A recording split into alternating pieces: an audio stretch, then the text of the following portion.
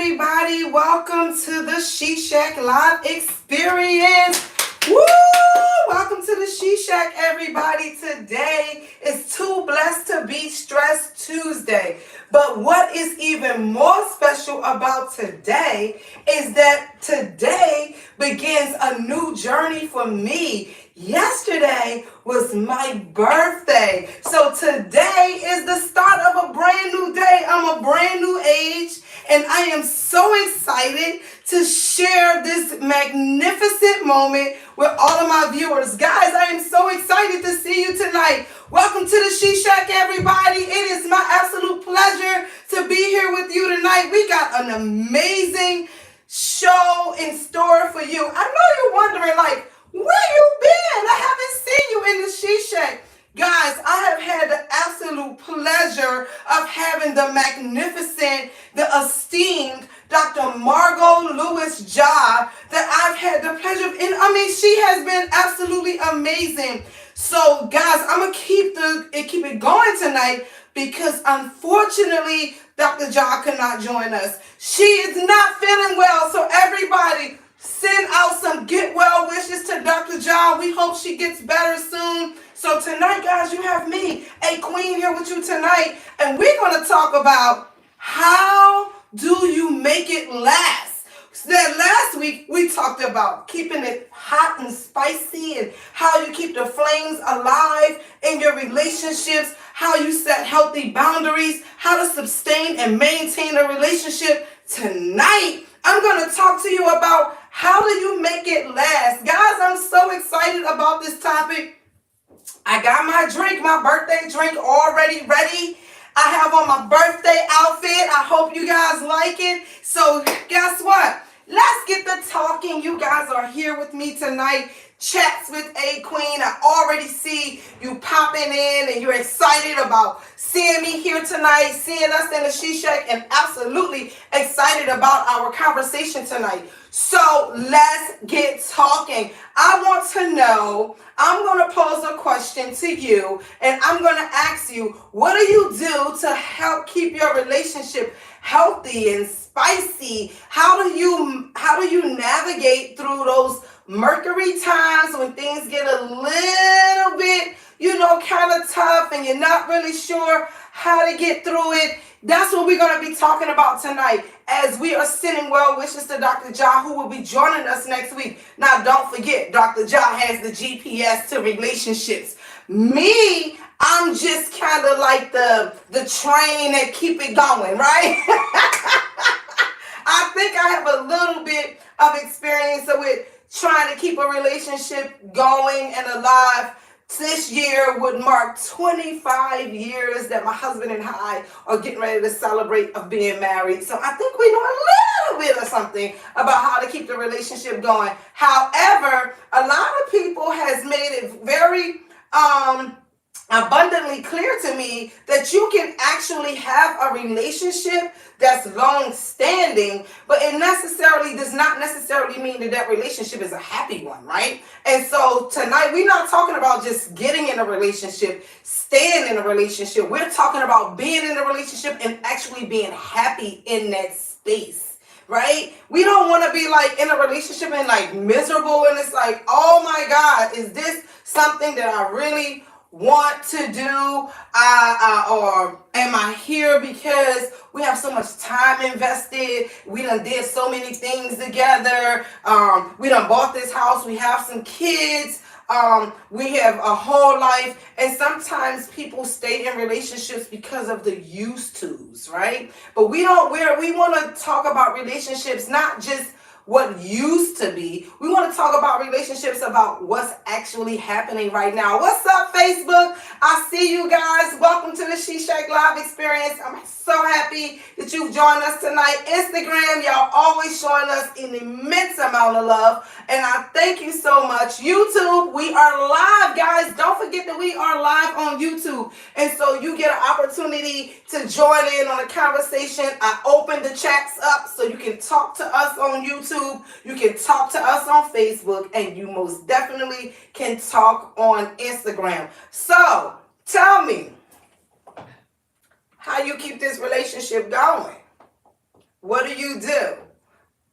Do you, when you first start out, and, especially a lot of the gentlemen, you wine and dine your lady, you buying flowers and cards and taking her on dates and telling her how beautiful she is and always complimenting her, and there's many phone calls and a whole bunch of text messages that's coming through. Good morning, beautiful. How you doing this afternoon? Hey, sexy. All these things. But then, you start traveling down the yellow brick road of relationships, and then the text message slow up. The roses don't come as much as they used to, and the compliments is here and there, and then the next thing don't think that you either man or woman, because this can go both ways. Things don't seem to be as spicy as they used to be. So my question is, how do you keep it spicy? Some people say the same thing you did to get her or to get him, it's the same thing you do to keep him. How many of you agree with that?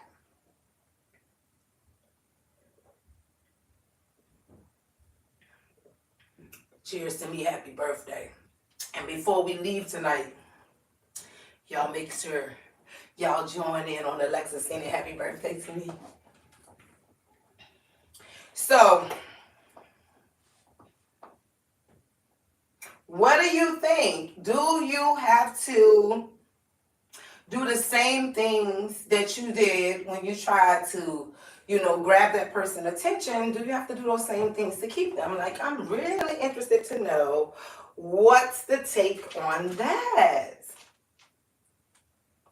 Because I can share a little bit, and I'll say, well, I'm not really sure if the same things that you did to get a person is the same things you do to keep them. And the reason why I say that I'm not so really sure if that's the same thing is simply because people change, right? In relationships, you change, you evolve, you turn into different people. So you can say, oh, I love getting flowers. That can be like what we talked about last week. That could be a part of love language, right? And that could be gift giving and acts of service. I love flowers. And Dr. John pointed out to us one thing that's really significant about having expectations in relationships is that not only do you have to be able to do these things for yourself already, she actually suggested that we should have been doing these things for ourselves before we went into a relationship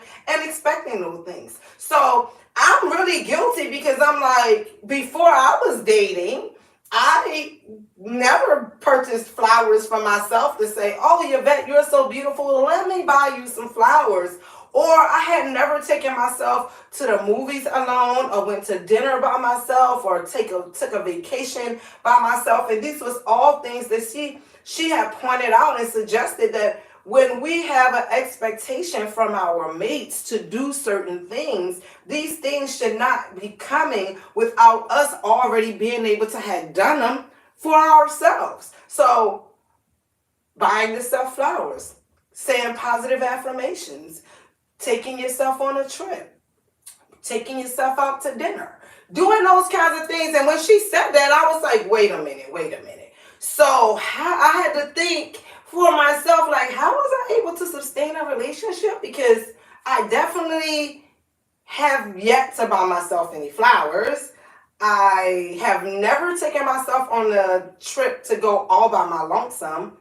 And I have a question even about that. How many of you even have mates that you believe that's going to be cool, that's going to be all right, and say, you go take that Caribbean trip by yourself, girl. You go do that. I'm cool with that. Do we actually have mates? I don't know if my husband is going to be like, yeah, girl, go down there and take your stuff. I don't even know. Is it an insecurity thing? Like, what would that be? Like, is it a trust thing? Like, what is it? I really want to get some perspective on these kinds of questions because I'm like, Dr. John, I heard what you said, and you gave us some excellent recommendations about what we should do in far as like sustaining and maintaining relationships. And she said that we should actually become self-aware. We should become more aware of what it is that we don't like, and actually learn our love language. She went as far as to explain to us that not only should we know our love language, but we should take the time to get to know the love language of the person that we're actually dating, and kind of get rid of that old thing that says you should treat a person the way you want to be treated. What she told us was that is in fact not true. We should not be treating people the way we want to be treated, but in fact we should take the time to learn how they want to be treated and treat them according to that. Learn to speak the love language of the people that you actually love. And that did not just mean the love language of your intimate partner, the love language of your children, the love language of your family members, the love language of your close friends. Do you actually know what those love languages are, and do you know what they expect? And furthermore, when you are the person that's becoming self-aware of who you are, the next question I have to you, see, I'm gonna pour them out to you guys tonight because I came ready. You see the girl all in pink with the little feathers and everything. Yes, girl, I came ready. So the next question is, when you are in a relationship, did you set the boundaries for what you want or not want, or what you like or you not like from day number one? Did you do it from day number one? Or did you wait till a problem arise and then that became an issue, and then you guys are like kind of like bumping heads because they said or they done something that you didn't like, but they weren't aware that you didn't like it because you didn't set the boundary. Like you didn't tell them ahead of time. Like, oh, so now you mad because they did something that you didn't like, but you didn't set the boundary to tell them that wasn't something that you liked ahead of time. So whose fault is that? Is it your fault or is it their fault?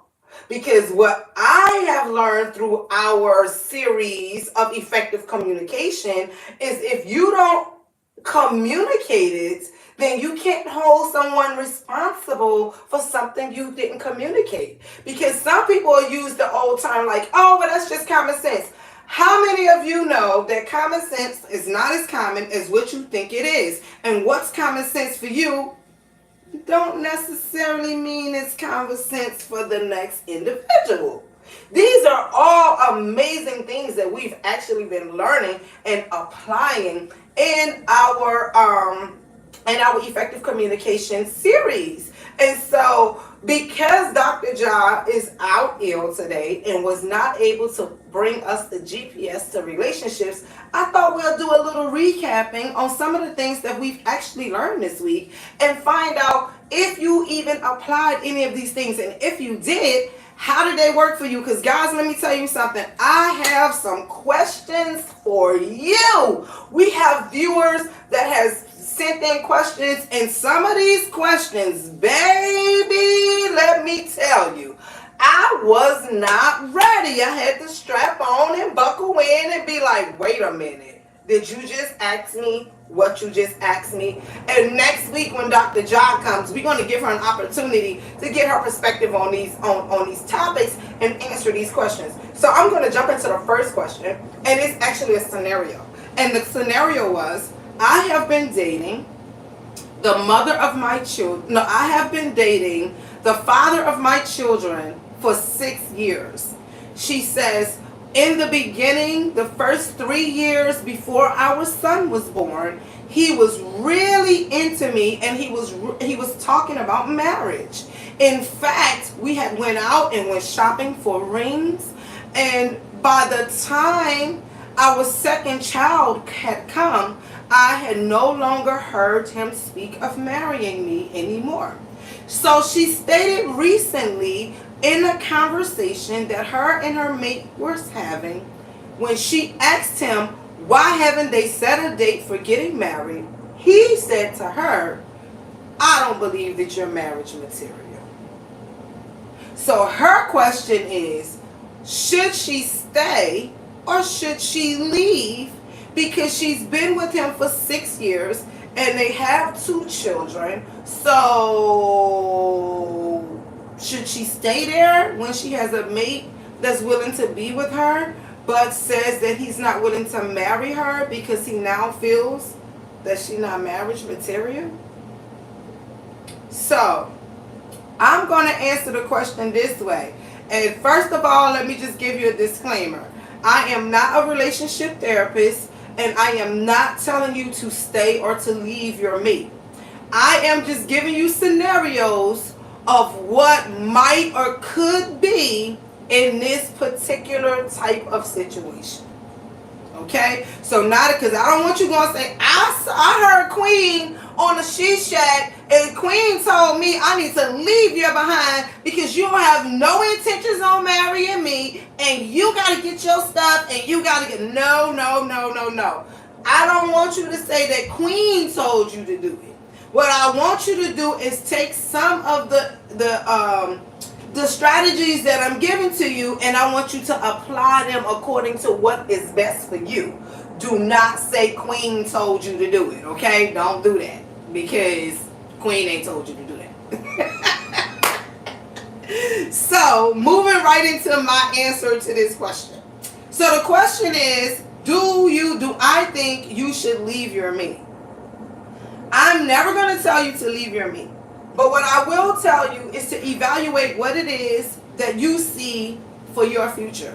What are the goals that you have set for your future?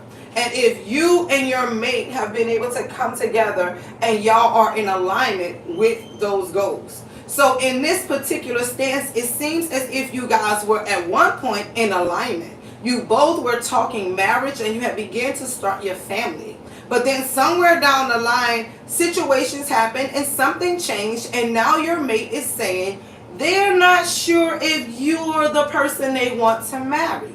Does it mean that they don't want to marry you? No, that's not what it means. It means that there's something that happened along the way that altered their perspective of maybe how you communicate or the lack thereof, or maybe there was too many arguments. I'm not really sure. But if in fact that you believe that this is a person that you want to spend the rest of your life with, I suggest that you have a very hard and sometimes uncomfortable conversation that's going to tell you if in fact this is the person that you want to spend the rest of your life with. So, and how do you do that is by having those hard and sometimes uncomfortable conversations. It doesn't mean that you don't want to marry them. It doesn't mean that they don't want to marry you. It means that something happened. And because that something happened, it made them callous in the area of marriage, of going the next step.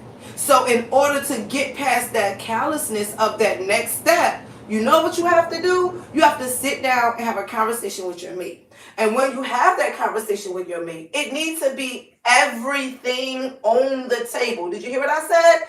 Everything on the table. You don't get to put your hands behind your back and you hold back on some stuff and you tell them the other things that you want. That's not commitment. That's not honesty. That's not honor. That's not transparency. And that's not the means to a healthy relationship. When you are moving into the grounds of marriage and you and this person have had a long, substantial relationship, everything goes this way. Now, I don't know if Dr. John going to agree with that, but that's my take. That's what I believe. Because if you're going to be honest and forthcoming to me, I'm going to be honest and forthcoming to you. You get as good as you give. If you giving me some and you got the other behind your back, then that ain't you holding back. That doesn't mean that you are fully all feet in, right? And so let's talk about if something actually happened that made you callous and then you decided not to really communicate that with your partner, but you know that this person wants to be married and this is where they want this relationship to go. But in fact, you are feeling like you don't want that relationship to go in that direction, or if you are unsure. Now, there's a few things that you can do. One of those things meaning taking a step back from the situation and doing some self-reflection and some self-evaluation and finding out why you haven't communicated with the person that you love the issues that you're having with moving into the next dimension of the relationship.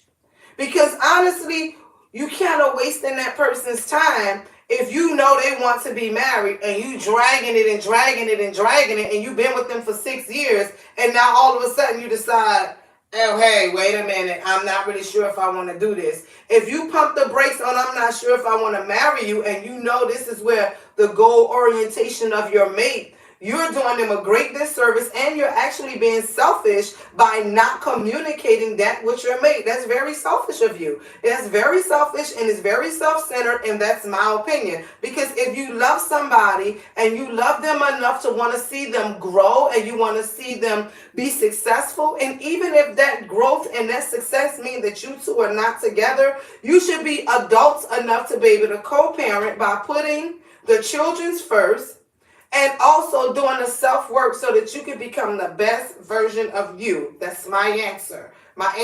That's my answer. Now, everybody, this is a recorded live. It's live, but it is also recorded. And no one heard me say, pack up, kick them out. Nobody heard me say, throw their stuff out the window or leave your mate, the father of your children or the mother of your children, because they're not ready to commit.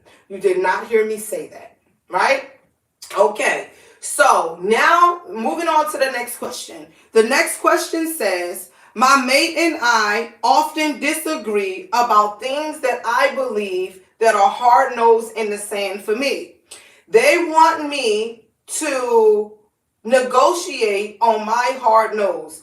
Am I being selfish by not negotiating on my hard nose? Again, the same disclaimer. I'm not telling you what you should or what you should not do, but what I will say is this. Last week we talked a lot about setting healthy boundaries, and we talked about putting those boundaries on the table up front. Before this relationship start getting into a place where y'all are bumping heads because there are hard nose and boundaries that has not been set up front. Because you cannot actually hold somebody accountable or be upset with them for expecting you to do something that you have not set forth from the beginning and said this was a hard no for me. Right? So if you said this from the beginning, and I'm going to assume that you've already told them this from the beginning. And if you told them this from the beginning, this is non-compromisable for me, and you continue the relationship, and now you've gotten to a place where they want you to compromise on something that you've already set forth and said that you are not willing to do, the relationship itself could be possibly in an insurpassable place. That's my answer. It's short and sweet and to the point. Hard nose is hard nose. And if you set a healthy boundary, those boundaries are in place for a reason. And if you are in a relationship with someone, they're going to respect those boundaries. They're going to respect that I know my lady or my man don't like that, and I'm not going to cross that line, because that is something that's not okay with them. And I give you an example, and Dr. Jai used it last week when she talked to us about, say you have a mate that when you guys get into arguments, say this person yells, screams, cusses, and call you out of your name, right? And they could say something like, I wasn't calling you the B word per se. That's just how I talk when I get upset. Okay. So then you turn around and you tell that mate, well, I don't really like when you do that. You know, it makes me feel belittled. It makes me feel disrespected. And they do this, right? And so they receive what you say until the next time you get into an argument, and they do the same thing. And then the next time you get into an argument, they do the same thing. And then the next time you get into an argument, they do the same thing. So are they doing the same thing because now you've begun to accept that that's how they talk? Or is it because you've just lowered your boundaries and now it's all good? Either way it goes, if it's something that you don't like, when you have a person that loves you, they're going to respect that. And the way that they respect that is that you tell it from the beginning. You don't wait till you actually get into an argument and be like, oh, I don't like to be called out my name. And a lot of us make that terrible mistake by saying, oh, I don't like that now. You don't put the boundaries up front and tell them how you feel from the beginning.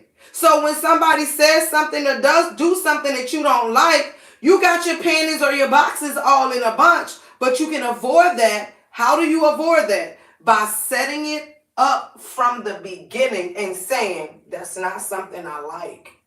And let me tell you something, for me to sit here and actually have this conversation with you, I can have this conversation with you honestly because it's something I've actually experienced in my life and in my growth journey.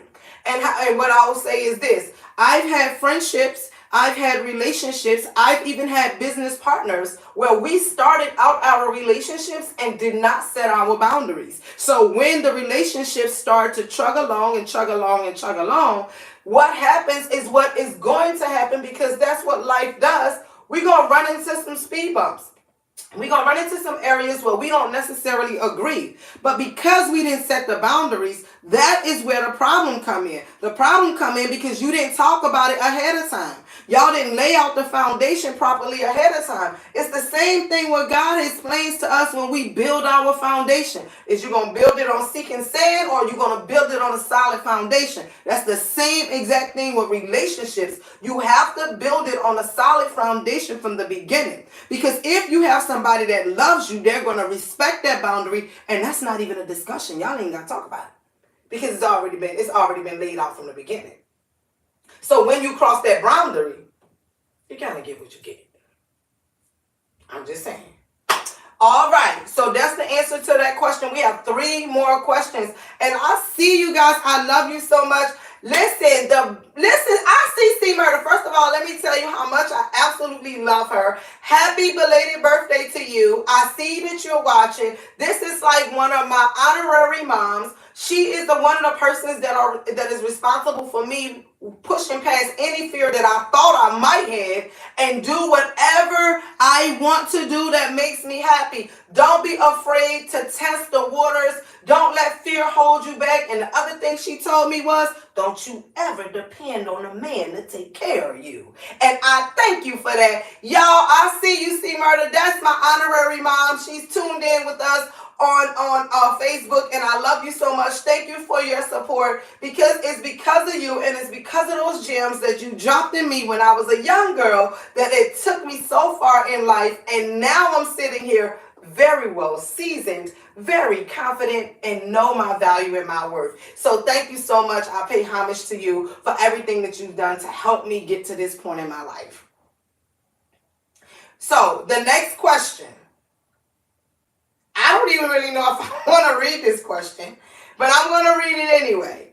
So the next question says, have you ever had an issue with respect or loyalty in a friendship or a relationship? So I don't like to get too personal about anything that's going on with me in my personal life, my relationships, my family. That's a private space for me.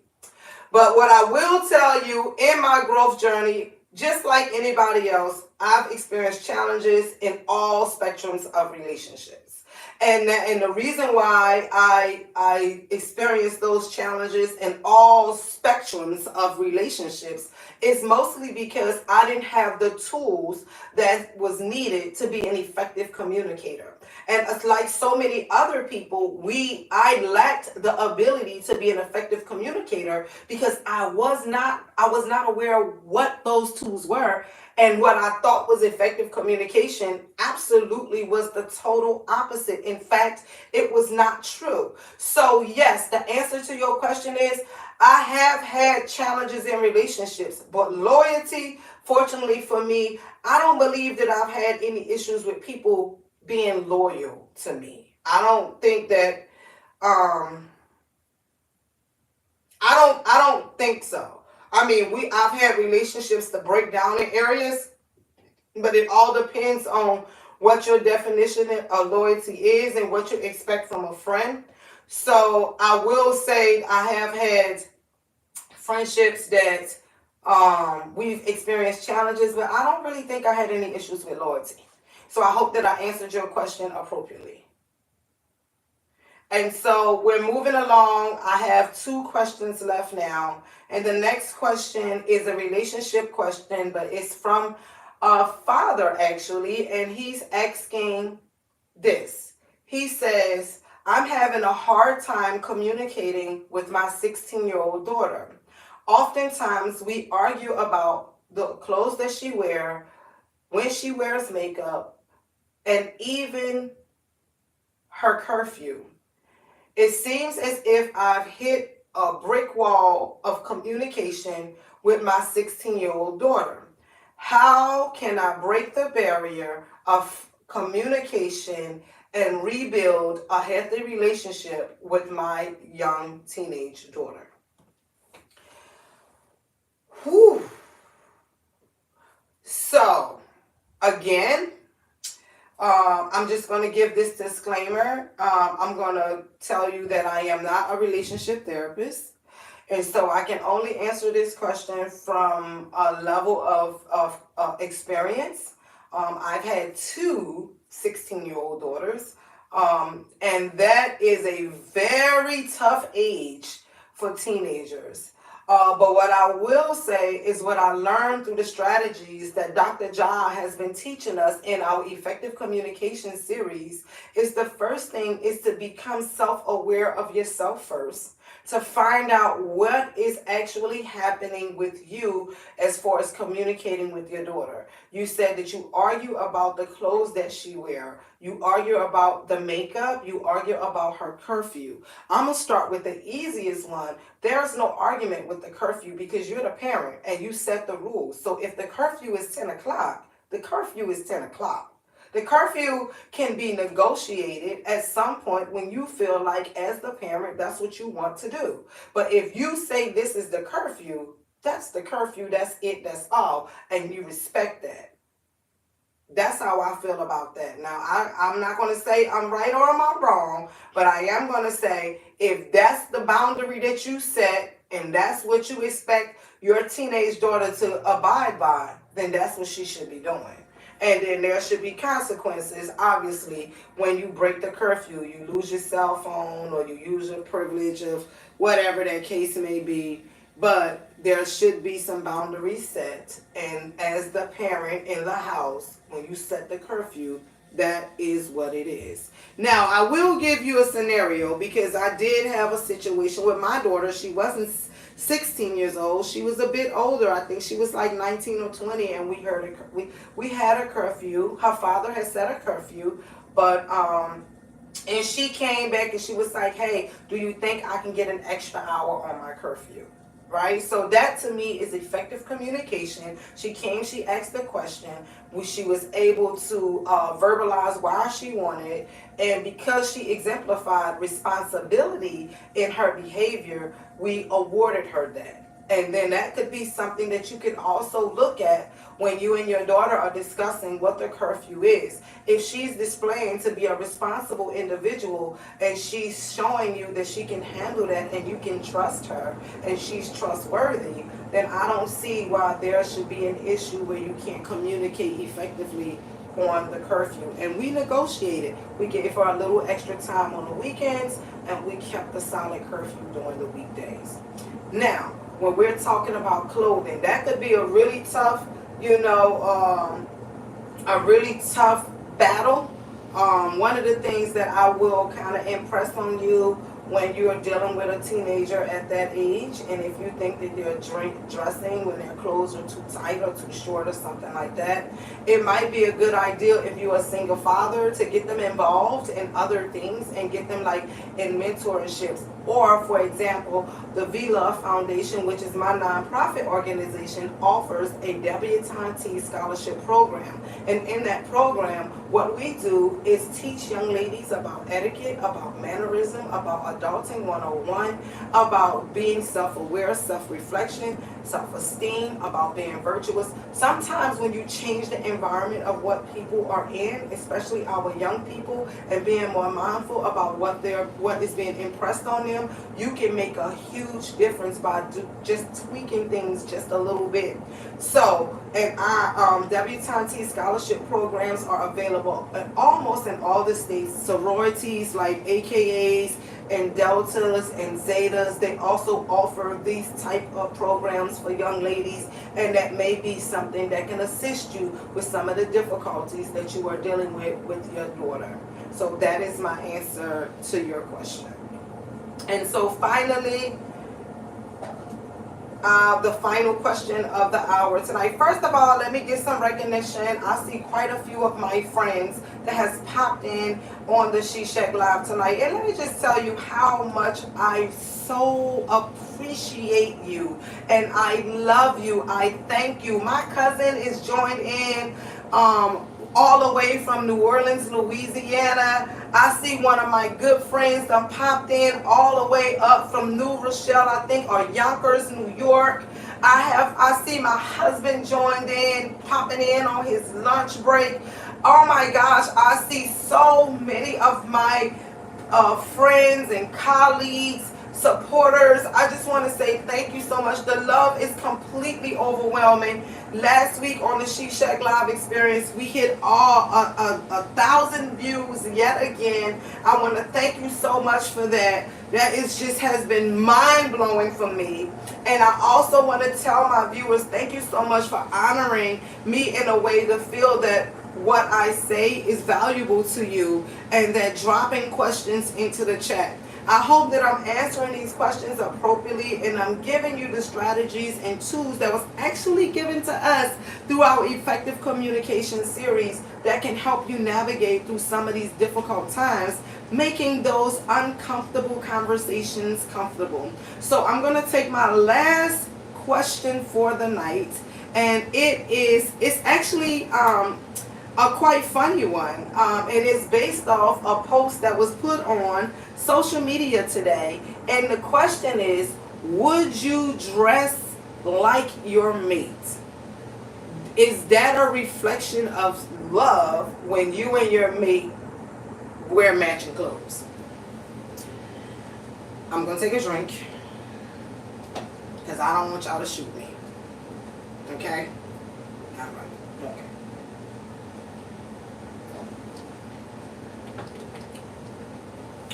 At this age in my life, I'm not dressing like my husband. And that's just my personal opinion. Now, if we go into a family reunion, we'll wear a matching shirt. It don't have anything to do if he loves me or if I love him. I do not want to dress like my husband.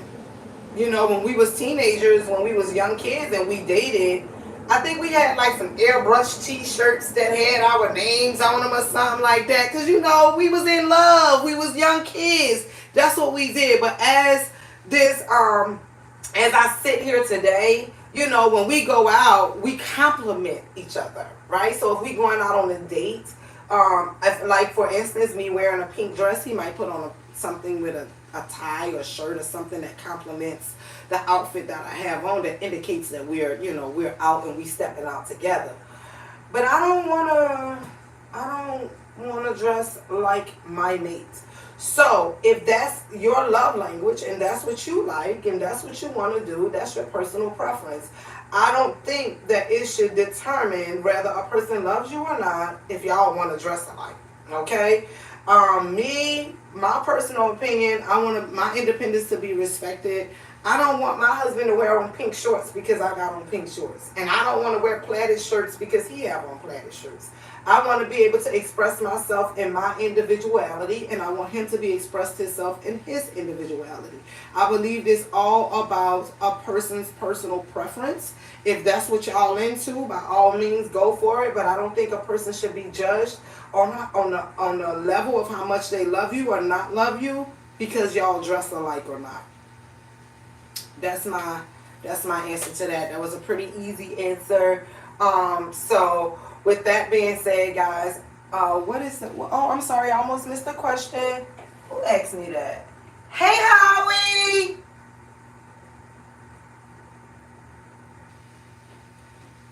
What do you say? You think it's cute?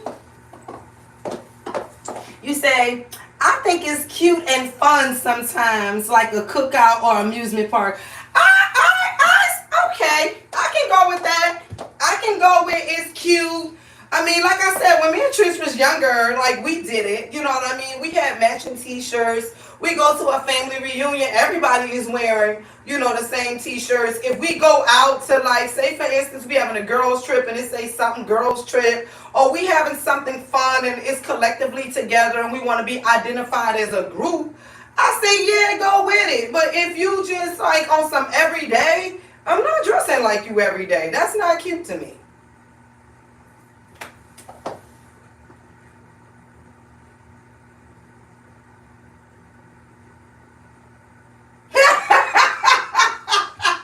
Stop it. You carrying on. Thank you so much, Howie. Howie, you know I absolutely adore you. I love you so much.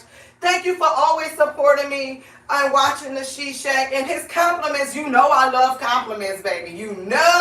A sister love compliments. And so he just said to me he loves pretty much how I dress. Nobody can keep up with that. But you know me, I'm always wanting to look cute. And I'm having fun with my feathers tonight, guys. I'm absolutely love it. Yesterday I celebrated my birthday. So I'm excited about that. I've been feeling this color pinks and blushes. That's been kind of my thing lately. And so, yeah, I decided why not? Why not get really cute because it was your birthday and celebrate your birthday with all your viewers here on the She Shack. Oh, I love you. I love you so much, guys. And thank you so much for watching the She Shack tonight and participating in with me and just always throwing me some love and encouragement. Before y'all leave the She Shack, you have to sing happy birthday to me, okay? So I'm going to ask Alexa to play happy birthday, and y'all sing happy birthday to me. Sing happy birthday to me. And while Alexa is singing happy birthday to me, child, I'm going to take another sip. Alexa, play happy birthday. Okay, let's do this. 1, 2, 1, 2, 3. Happy birthday to you. Happy birthday What happy to birthday you. is this, Alexa? Happy birthday. Happy birthday to you. Okay, so if you know me, you know that birthday is not the one. What'd you say? Oh my God, blessed happy birthday. Yes, thank you. So we're going to get one of my favorite happy birthday songs, right? So Alexa, play 50 Cent Go Shorty. Is that the name of the song? Listen to Club Explicit by 50 Cent on Amazon Music. Is that it? Go, go, go, go, go, go. Go Shorty, it's your birthday. Hey, it's your birthday. Hey. Thank y'all so much for watching the She Shack tonight. Alexa, turn the music off. Alexa, turn the music off. Alexa, turn the music off. She's so hard-headed. Thank y'all so much for watching the She Shack live experience tonight. And thank you for all the amazing birthday shout outs.